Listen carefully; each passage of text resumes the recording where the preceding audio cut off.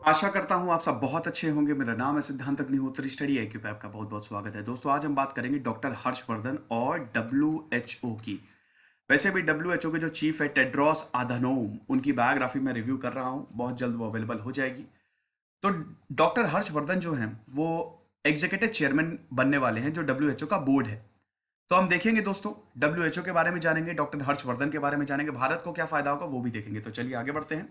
Sinners को reconnect मेरा Facebook page है, सिद्धांत अग्निहोत्री के नाम से मेरी फेसबुक प्रोफाइल है। दोनों ही जगह पर की पीडीएफ ले सकते हैं, सवाल भी पूछ सकते हैं। गौरव सर ने कमाल की किताब लिखी है, failure to triumph journey of a student.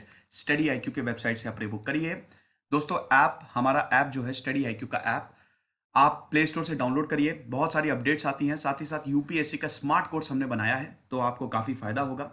Twitter पे मैं आ गया हूँ, ये रही मेरी आईडी, आप मुझे यहाँ पे फॉलो कर सकते हैं। मैं अपडेट्स देते रहता हूँ अपने लेक्चर्स की। तो जो भी मेरे लेक्चर्स आते हैं यहाँ पे आपको तुरंत अपडेट मिल जाएगी। तो डॉक्टर हर्षवर्धन के बारे में जानते हैं। इनका जन्म 1954 दिसंबर 1954 दिल्ली में हुआ था। दिल्ली के हैं, आपको पता ही है। चुनाव भी ये चांदनी चौक से लड़ते हैं, दिल्ली से लड़ते हैं, ठीक है। ओम प्रकाश गोयल इनके पिताजी और स्नेहलता इनकी माताजी। आरएसएस से बहुत जल्दी जुड़ गए थे ये। लेकिन डॉक्टर हर्षवर्धन काफी पढ़े लिखे हैं, ठीक है ना, काफी पढ़े लिखे हैं। शुरुआती पढ़ाई इनकी दरियागंज से हुई। उसके बाद इन्होंने एमबीबीएस की डिग्री ली। बिल्कुल इनके पास, इसीलिए तो हम इनको डॉक्टर कह रहे हैं, एमबीबीएस की डिग्री है, ठीक है। और फिर इन्होंने मास्टर ऑफ सर्जरी, सर्जन भी हैं ये, ठीक है। 1983 में इनको सर्जरी की भी डिग्री मिली, मास्टर ऑफ सर्जरी, ठीक है। तो काफी पढ़े लिखे हैं ये। गणेश शंकर विद्यार्थी मेमोरियल मेडिकल कॉलेज से इन्होंने डिग्री ली। अगर इनके पॉलिटिकल करियर की बात करें दोस्तों, तो 1993 में ये दिल्ली विधानसभा से चुन के आए थे। कृष्णा नगर इनकी कंस्टिट्यूएंसी थी। देखिए, इनकी विधानसभा की कंस्टिट्यूएंसी अलग है और लोकसभा की इनकी चांदनी चौक है, ठीक है। लेकिन दिल्ली से ये चुनाव लड़ते हैं। अब दिल्ली आपको पता है ये यूनियन टेरिटरी है, बट दिल्ली में विधानसभा है, लेजिस्लेटिव असेंबली है, ठीक है। 70 सीटें हैं। और अभी अरविंद केजरीवाल की सरकार है। आम आदमी पार्टी ने अभी 64 सीटें जीती थी। कमाल का प्रदर्शन रहा था आम आदमी पार्टी का। तो दिल्ली विधानसभा से लगातार चुन के आ रहे हैं ये, ठीक है। कृष्णा नगर कंस्टिट्यूएंसी से चुन के आए और उसके बाद स्टेट मिनिस्टर फॉर हेल्थ चुने गए ये। अब दोस्तों, जब ये हेल्थ मिनिस्टर थे, मतलब स्टेट मिनिस्टर फॉर हेल्थ थे, तब इन्होंने बहुत सारे प्रोग्राम चलाए। पोलियो के लिए जो प्रोग्राम था वो इन्होंने चलाया। 2014 में इन्होंने काफी ज्यादा मेहनत की, पोलियो का जब पूरा प्रोग्राम चलाया। और जो 2014 में भारत पोलियो फ्री हो गया, डब्ल्यूएचओ ने भारत को पोलियो फ्री डिक्लेयर कर दिया, उसमें डॉक्टर हर्षवर्धन का भी बहुत बड़ा हाथ है, ठीक है। उसके बाद ये मिनिस्टर ऑफ एजुकेशन भी बने, है ना। और इसी दौरान दोस्तों 1990s 2000 में इन्होंने एक एंटी टोबैको कैंपेन चलाई थी, बाकायदा लॉ पारित किया था। और उसमें पब्लिक प्लेस पे आप सिगरेट नहीं पी सकते। 18 साल से अगर आप नीचे हैं तो आपको बीड़ी सिगरेट ये सब नहीं मिलेगी। हालांकि ऐसा हुआ नहीं। उसके बाद दोस्तों ये बार बार री इलेक्ट होके आते रहे। 1998, 2003, 2008 और 2013 के इलेक्शन। अब 2013 में जो दिल्ली विधानसभा के इलेक्शन हुए थे, आपको याद ही होगा कि देखिए 2010-2011 में इंडिया अगेंस्ट करप्शन ये पूरा मूवमेंट चला था। अब वो मैंने पूरा कवर किया है। अन्ना हजारे की बायोग्राफी, अरविंद केजरीवाल की बायोग्राफी, किरण बेदी की बायोग्राफी, कुमार विश्वास की बायोग्राफी, जितने लोग उसमें एसोसिएटेड हैं वो सब मैंने कवर किया है। वो ऐसी एक आंधी थी जो इतनी जल्दी आई उतनी ही जल्दी चली गई, है ना। India against corruption, Lokpal bill के लिए दोस्तों एक ऐसी लड़ाई छिड़ी। और उसमें आज के जो बहुत बेहतरीन लीडर्स हैं वो सामने आए। अरविंद केजरीवाल उसमें सामने आए, अन्ना हजारे तो मेन हीरो थे, ठीक है। तो 2010-2011 का ये जो इंडिया अगेंस्ट करप्शन मूवमेंट था, इसने बहुत जोर पकड़ लिया, पूरे देश में फैल गया। पूरे देश में प्रोटेस्ट होने लगे। आपको याद ही होगा, वो कोई भी नहीं भूल सकता वो दौर।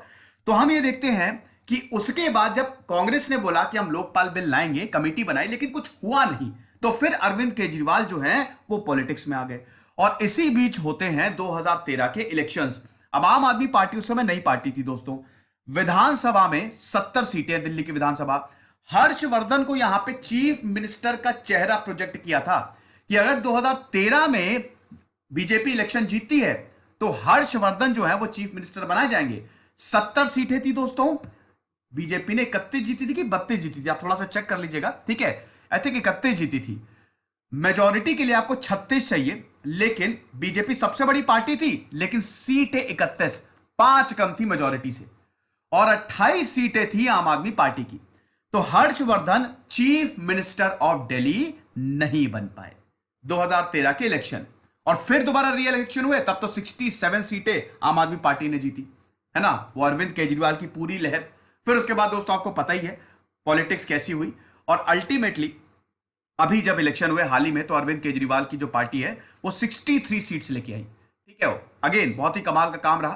तो इस बार दिल्ली ने काम पे वोट दिया। तो अब हम ये देखते हैं कि डॉक्टर हर्षवर्धन को ये मलाल तो था ही कि दिल्ली के चीफ मिनिस्टर नहीं बन पाए, क्योंकि दिल्ली के लिए बहुत ज्यादा काम भी किया था और दिल्ली से ही इलेक्शन लड़ रहे थे।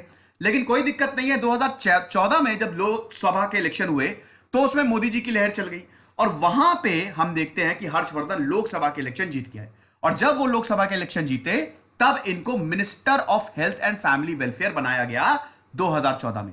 2017 में इनको एडिशनल चार्ज दिया गया ministry for environment, forest and climate change, ठीक है ना। और उसके बाद 2019 के जब लोकसभा इलेक्शन हुए, फिर अगेन यहां पे मोदी जी की लहर चली, और उसके बाद फिर से इनको मिनिस्टर बनाया गया, minister of health and family welfare. Again ये चांदनी चौक से जीत के आए, दिल्ली से जीत के आए, समझ रहे हैं। अब दोस्तों हम ये देखते हैं कि डॉक्टर हर्षवर्धन को 22 मई को ये ऑफिशियल्स ने बोला है, हालांकि ये दोस्तों ये फॉर्मेलिटी है, क्योंकि पिछले साल ही डिसाइड कर दिया गया था कि एक इंडियन जो है वो एग्जीक्यूटिव बोर्ड का चेयरमैन होगा। ये बहुत बड़ी बात है, लेकिन भारत के लिए बहुत बड़ी बात है। अगर एग्जीक्यूटिव बोर्ड का चेयरमैन जो है वो इंडियन है तो भारत के लिए तो बड़ी बात है ही, है ना। तो डॉक्टर हर्षवर्धन को एग्जीक्यूटिव बोर्ड का चेयरमैन बनाया गया। ठीक है, 22 मई को ये, मतलब आज तो 21 मई है, तो कल ये WHO के एग्जीक्यूटिव बोर्ड के चेयरमैन हो जाएंगे। इस बोर्ड में 34 मेंबर्स हैं, और ये किसको रिप्लेस करेंगे? जापान के डॉक्टर हिरोकी नाकातानी। इससे पहले एग्जीक्यूटिव बोर्ड के चेयरमैन डॉक्टर हिरोकी नाकातानी थे, इनको रिप्लेस करने वाले हैं ये। देखिए एग्जीक्यूटिव बोर्ड करता क्या है, WHO में जो मेंबर स्टेट हैं वो नॉमिनेट करते हैं मेंबर्स को कि कौन एग्जीक्यूटिव बोर्ड का मेंबर होगा। 3 साल का इनका टेन्योर होता है, ठीक है। अब जो मेंबर्स का टेन्योर होता है और चेयरमैन 1 साल में रोटेट होते रहते हैं। अब हम ये देख रहे हैं कि WHO के जो प्रोग्राम्स होते हैं वो ये एग्जीक्यूटिव बोर्ड इंप्लीमेंट करता है। कैसे प्लानिंग होगी, कैसे डेवलपमेंट होगा, वो सब। अभी कोविड फैला हुआ है, आपको पता ही है, और कोविड में WHO का रिस्पांस भी आपको पता है। WHO ने जिस तरीके से भेदभाव किया है, आमतौर पे जो वायरस के नाम होते हैं वो देशों पे होते हैं, जगह पे होते हैं, देशों पे नहीं, जगह पे होते हैं, ठीक है, जहां से वो ओरिजिनेट हुआ है। इबोला हो गया, जीका, लेकिन वुहान वायरस होना चाहिए था ना, रखा नाम कोविड। क्यों? क्योंकि टेड्रोस आधानोम है इथियोपिया से, इथियोपिया से आते हैं, चाइना का इन्वेस्टमेंट है इथियोपिया में। तो ऐसा बोला जा रहा है कि टेड्रोस आधानोम ने भर भर के चाइना को फेवर किया है, जिसकी वजह से आज पूरी दुनिया जो है वो सफर कर रही है। कोविड को रोका जा सकता था अगर हम समय रहते WHO सही डिसीजन ले लेता, जनवरी के फर्स्ट वीक में ही हेल्थ इमरजेंसी घोषित कर देता, तो हम कोविड को रोक सकते थे। आज इतनी बुरी हालत नहीं होती। तो डोनाल्ड ट्रंप इसीलिए तो गुस्साए हुए हैं कि WHO का ऐसा रिस्पांस है कि हम फंड नहीं करेंगे। अच्छा, WHO को फंडिंग कहां से आती है?